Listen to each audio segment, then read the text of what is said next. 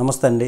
AP రాజకీయాలు ప్రస్తుతం రెండు అంశాలపైన విస్తృతంగా చర్చ జరుగుతుంది. ఇప్పుడు ఒకటి మంత్రి నారా లోకేష్ గారి రెడ్ బుక్, రెండోది జగన్మోహన్ రెడ్డి గారి 2.0. ఎన్నికలకు ముందు కుప్పం నుంచి లోకేష్ గారు పాదయాత్ర మొదలుపెట్టినటువంటి సందర్భంలో రెడ్ బుక్ను రాశారు లోకేష్.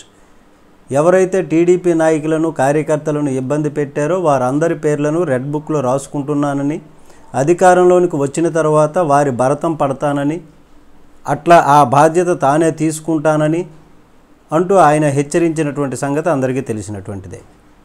లోకేష్ ఇచ్చిన రెడ్ బుక్ హామీనే ఇప్పుడు బాగా ప్రస్తుత పరిస్థితుల్లో అమలవుతోంది.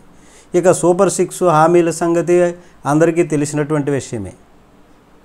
రెడ్ బుక్ హామీల అమలుకు పోలీసు యంత్రాంగం ఉంటే సరిపోతుంది, కానీ సూపర్ 6 అమలుకు ఆర్థిక వనరులు అవసరం. ఆ వనరులు ప్రభుత్వం వద్ద లేవని స్వయంగా సీఎం చంద్రబాబు గారే చెబుతున్నటువంటి సంగతి. ఈ నేపథ్యంలో వైఎస్ జగన్మోహన్ రెడ్డి తన పార్టీ శ్రేణులకు ధైర్యం చెప్పేందుకు, ఇదే సందర్భంలో ప్రత్యర్థులను హెచ్చరించేందుకు కూడా ఎత్తుకున్నటువంటి నినాదం ఏంటి? జగన్ 2.0.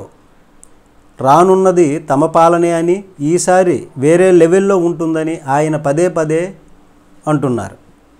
జగన్ 2.0 పాలనలో కార్యకర్తలకు ప్రాధాన్యం ఇస్తూ, అలాగే వైసీపీ శ్రేణులను ఇబ్బంది పెట్టేటటువంటి ప్రతి ఒక్కరి అంతు చూసే బాధ్యత తనదిగా జగన్మోహన్ రెడ్డి గారు ఇప్పుడు చెప్తున్నటువంటి పరిస్థితి. దీంతో ఏపీ రాజకీయాలు రసవత్తరంగా సాగుతున్నాయని చెప్పవచ్చు. ప్రత్యర్థులు జగన్ 2.0ను తప్పుపడుతున్నప్పటికీ వాళ్ళలో ఒక భయం కనిపిస్తుంది. జగన్ అధికారంలోనికి వస్తే తమను వెంటాడతాడని, తన అన్నమాటకి కట్టుబడి ఉంటాడని, గతంలో మాదిరి ఈ దఫా ఊరికే వదిలిపెట్టడని ఆందోళన పడుతున్నారు వాళ్ళు. స్వయంగా ఈ విషయాన్ని సీఎం చంద్రబాబు గారే చెప్పినటువంటి సంగతి తెలిసిందే.